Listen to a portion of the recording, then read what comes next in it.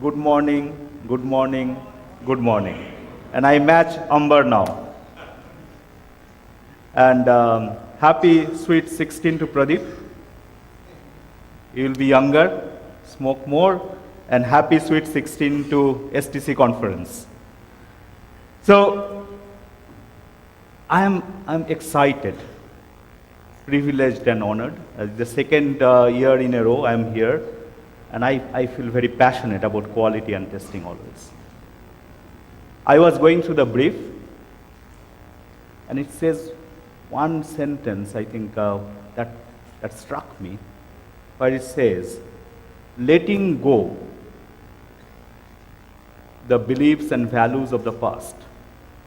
Letting go the beliefs and values of the past that keep companies stuck in the present.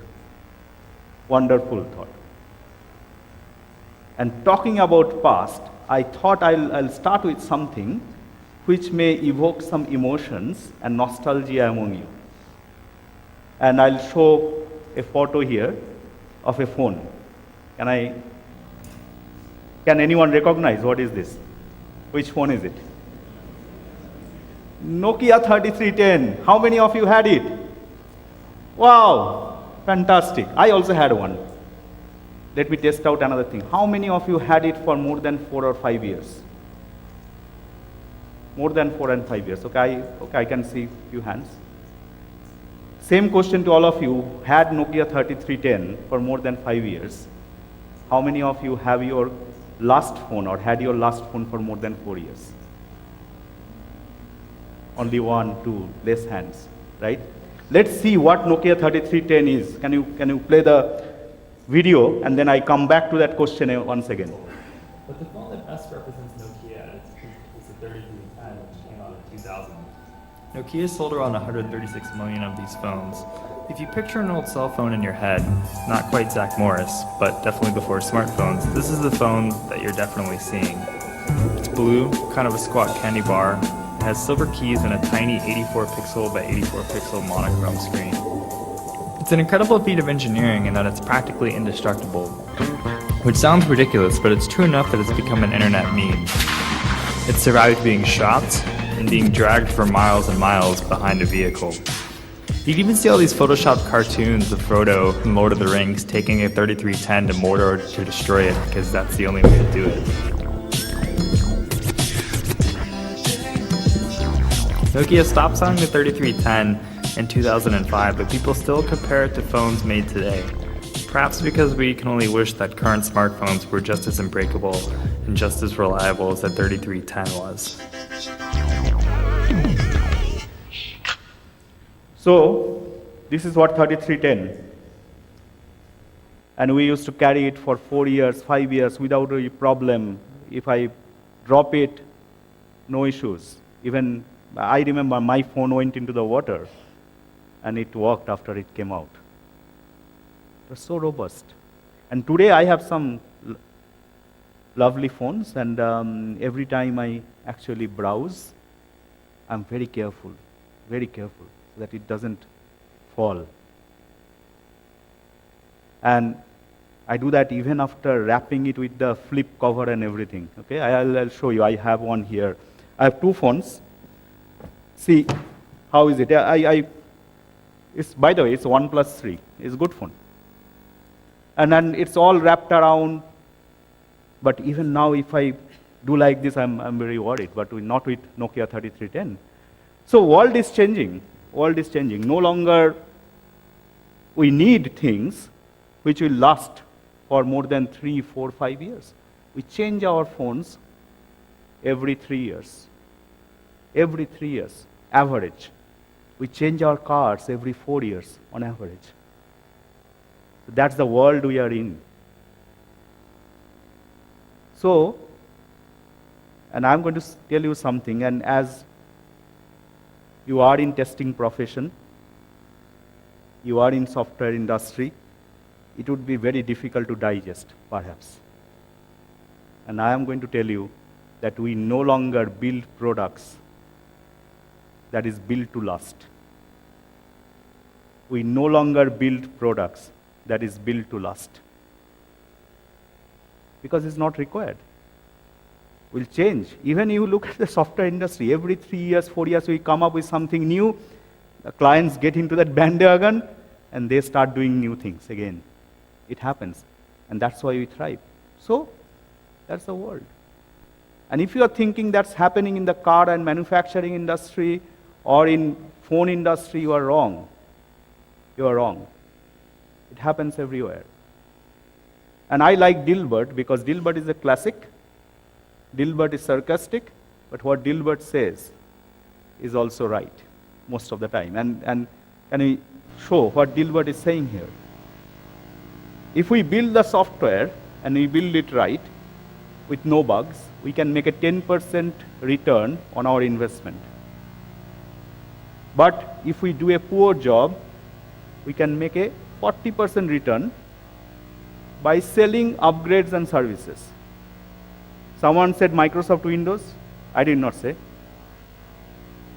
But don't worry, we only have the budget for a poor job. Okay? We only have the budget for a poor job. So that's where we are today. And this is revealing. And very difficult to digest, but that's where we are. We don't build products, softwares, anything that build to last. We build it for 2-3 years because things are changing very fast, very fast. And that's the world economy. That's where we are today. Things are perpetually changing. New things coming up. And in that first world, one thing does not change. Yes, you may have the product, the shelf life maybe 3 years, 4 years, but in that 3-4 years, the consumers and customers would expect that it work in a flawless fashion. So you have to be first, you have to adapt to that change, and you have to be flawless as well. And if you are not flawless, the impact of that is significant. You take example of, let's say Samsung. What happened in Samsung? Samsung has been a darling. I also have a Samsung Note 2. And year after year, it challenged all the leading players in the mobile phone industry by bringing new innovative products every 3 to 4 months, not even years, every 3 to 4 months. Good design, good product, and it kept on racing for that innovation till it hit the Note 7 with a glitch in the battery, and that single glitch, because it's not flawless, it's fast but not flawless, that single glitch, the impact of that on Samsung's revenue is a staggering $17 billion. Single glitch, $17 billion. So the impact today is significant. And whenever you board a flight, you will hear an announcement. If you bring a Samsung Note 7, you are not welcome on board. What a branding. So beyond $17 billion, the damage to brand reputation because of that quality glitch is tremendous. High impact. And not only Samsung. Take Amazon. What happened with Amazon 1 pence glitch? How many of you are familiar with that? So what happened actually in 2014, around November time frame, Amazon, they have some brainwaves. So they had a brainwave that they will go and scan all the online retail sites and make sure their product is priced 1 pence lower than the lowest. 1 pence lower than the lowest. What we do, we have a very smart software developer and testers. They kind of create the software and everything worked fine. But when it went into production, what happened? What happened is, instead of pricing it 1 pence lower than the competitor's lowest price, it priced all the product at 1 pence. And it was there, out there for 3-4 hours. And it was a frenzy. 1 pence. everything almost in that category perhaps. And of course they reverted it in 3-4 hours, but by the time they lost billions perhaps, billions.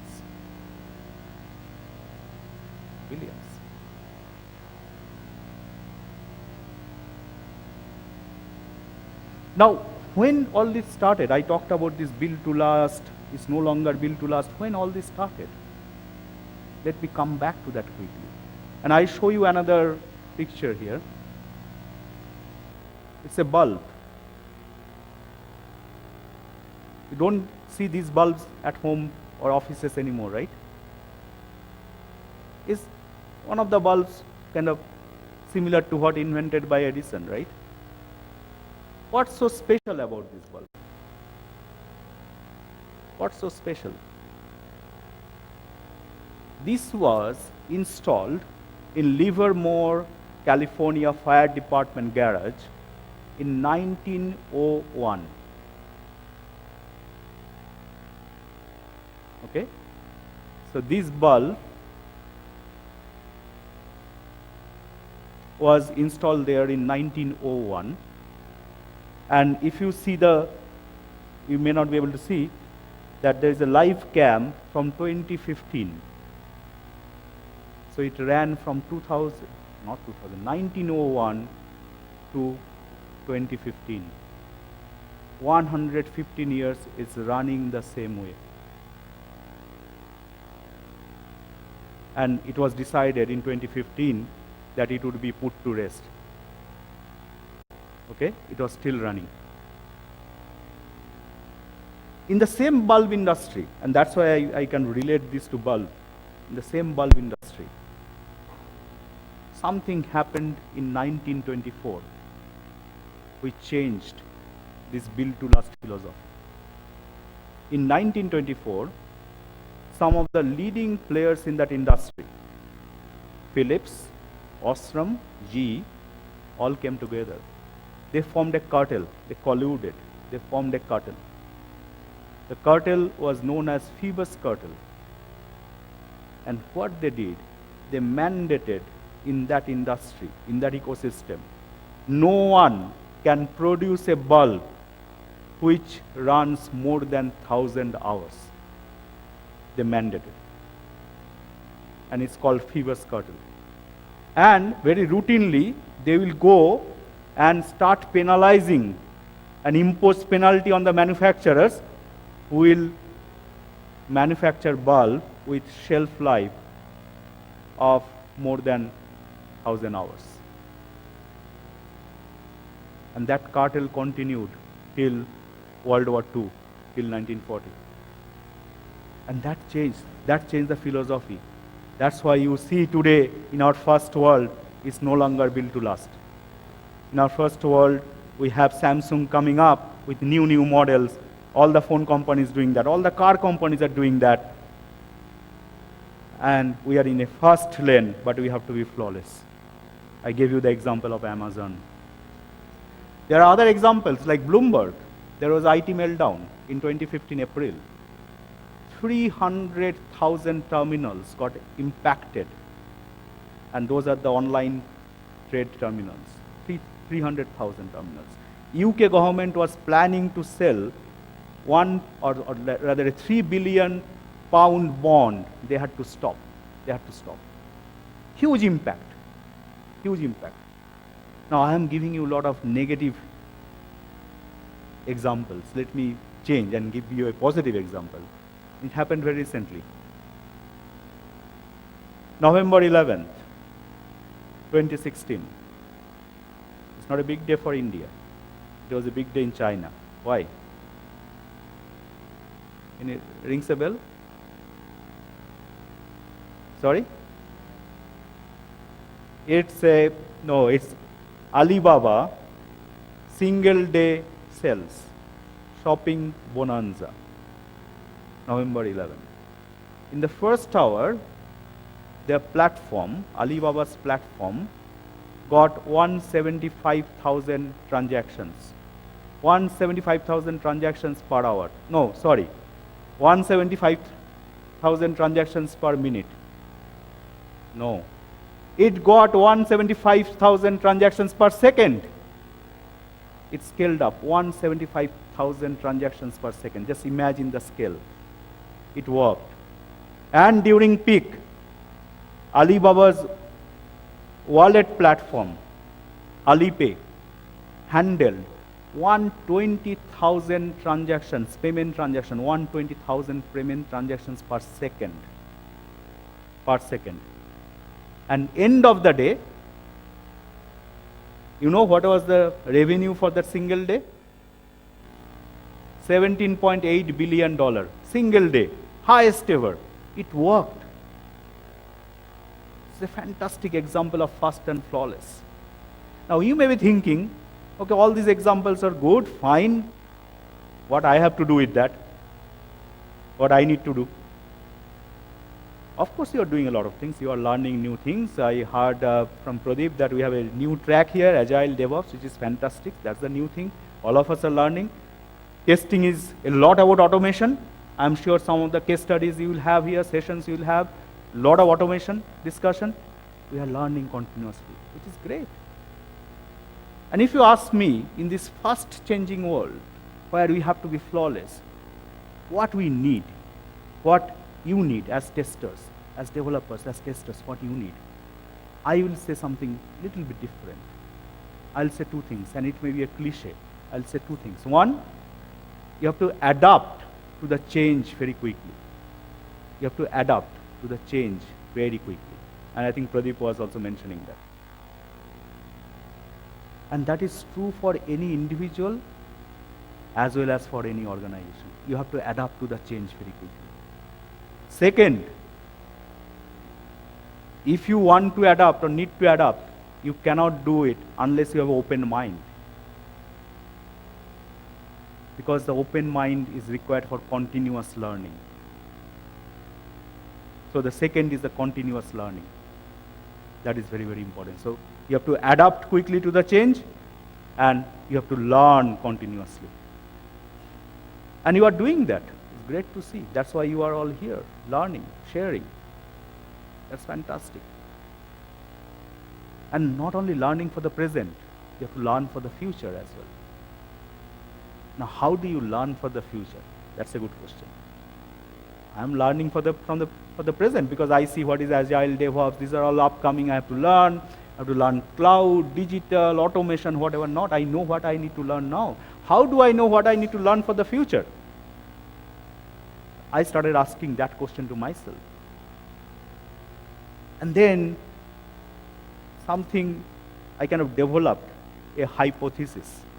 And I'm still developing that hypothesis. But I'll risk myself, in a way, by telling you that half-cooked hypothesis and see if it makes any sense or not. My hypothesis is that what is happening in the software industry, what is becoming mainstream in software industry today, many of these, the genesis of it, many of these actually comes from manufacturing and defense and space research 5-10 years back. Okay? So in a way I'm arguing, my hypothesis is, what is happening in manufacturing and defense and space research today, it happens or becomes a mainstream in software industry 5-10 years down the line. And I'll give you an example. Toyota pioneered total quality management somewhere in 1980s. We started talking more about software quality in 1990s. You heard how CMMI all came to defense, NASA and all this. Back in 1984 or a little bit earlier, it started becoming mainstream in software industry in 1995 onwards.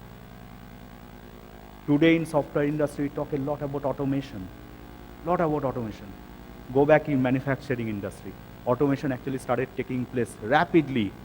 Automation, robot-enabled manufacturing and all this started happening around 2000. That's happening in software industry today. I'll give you another example. Today, back in 2004-05, there was a lot of talk about continuous manufacturing, continuous development, deployment in manufacturing. Today, agile DevOps is nothing but continuous development deployment. That's happening today. That's my hypothesis. Now, if you see that hypothesis is true, then I should go back and check what's happening in manufacturing today or what's happening in space and science research today. And I happen to check the site of DARPA. Anyone familiar with DARPA? It's Defense Advanced Research Project Association. And DARPA is actually mother of many inventions like internet and so many other things. You should go and check what they're doing. So I checked what they're doing now. And what I found out, a project they posted on 28th of November, just 3 days back, they posted one project on their website. And you will go and you will find it out yourself as well. It's about human-machine interaction design for optimization for a secured environment. That's the project they are working on now. Human-machine interaction, they want to optimize the design towards secured environment. That's the project they are working on now, just as an example. And it makes a lot of sense because see, all around us, it's about machines, IoT, sensor. It is becoming more and more prevalent. Everywhere it is. Everywhere it is. And security will be a big concern, very big concern. And the stakes would be much, much higher. Much higher. Just imagine, you are driving an electric car, let's say Tesla, driving at a full speed in a highway, and someone hacks your car and takes away the control. It may happen.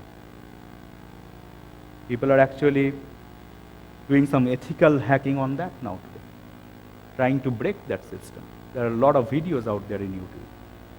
And you may think it happens in movie. So let me show you a movie clip then. It's from Spider-Man. I hope you like it. It's a little bit scary. Can you?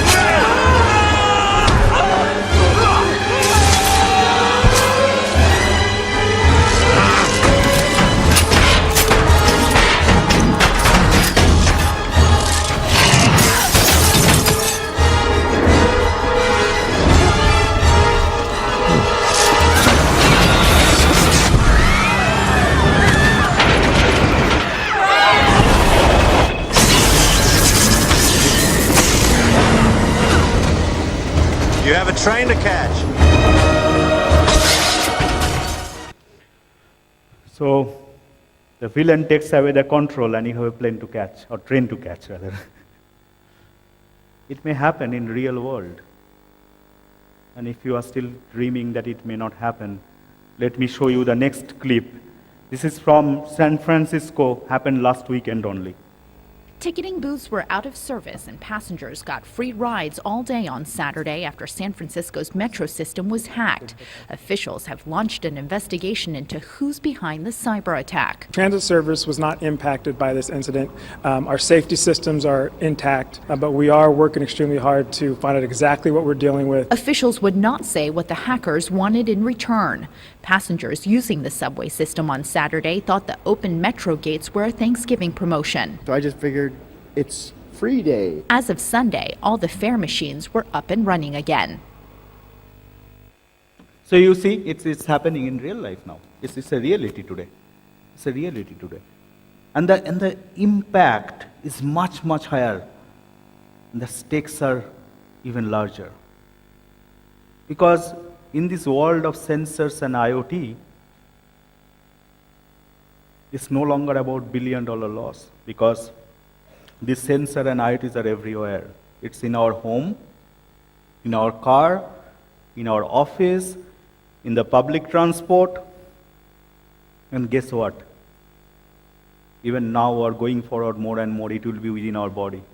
There are pacemakers now which transmit signals to and remotely monitor to see how it is working.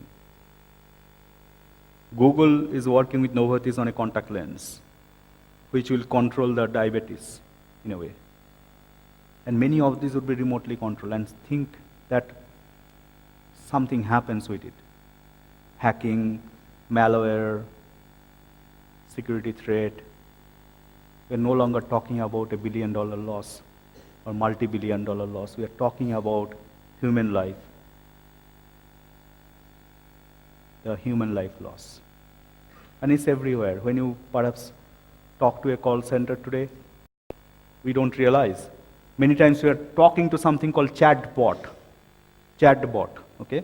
And it's very human. You won't even realize you are not talking to a call center agent, you are talking to a machine, you will not realize. So the world is becoming like that. And the impact is significantly higher with human life is at stake. And as a software developer and tester, you have a job to do now. Because tomorrow you will not just handle system, which is like a platform, just maybe doing some transactions.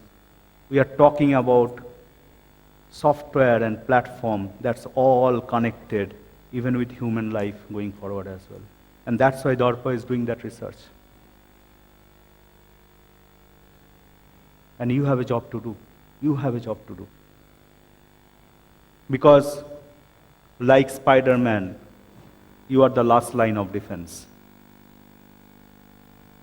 You have a job to do.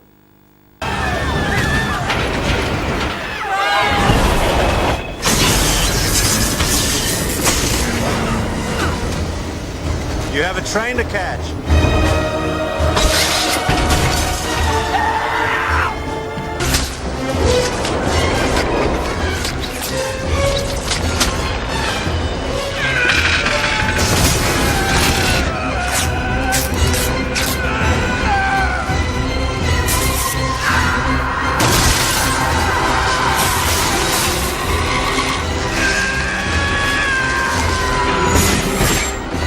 We're slowing down.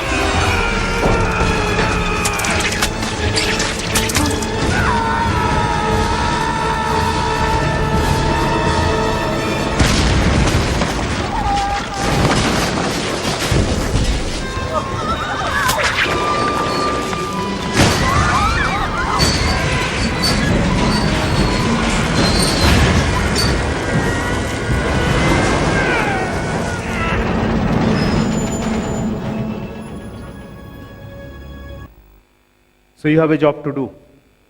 And tomorrow morning when you wake up fresh, I hope you will have some powerful reflections. We are no longer in a world where we build things that will last forever. It's planned obsolescence. That's how we build things, planned obsolescence. In the world, in our world, things will be very fast and changing, always changing, perpetually changing, continuously changing. In that world, you will reflect that you have to be fast, you have to learn, you have to adapt fast, you have to learn continuously, learn first, and you have to be flawless. Because we have a lot at stake in your hand. If you don't catch that one software glitch, it will no longer impact someone's revenue. It will impact human life going forward in all connected world. you have a job to do. And as tester, you are, I believe you are, the last line of defense. You are the last hope. You are the last line of defense. Each of you are that Spider-Man. Each of you have a job to do. And if you have that powerful reflections tomorrow morning when you wake up, then I'll thank you for listening to me. Thank you very much. Thank you.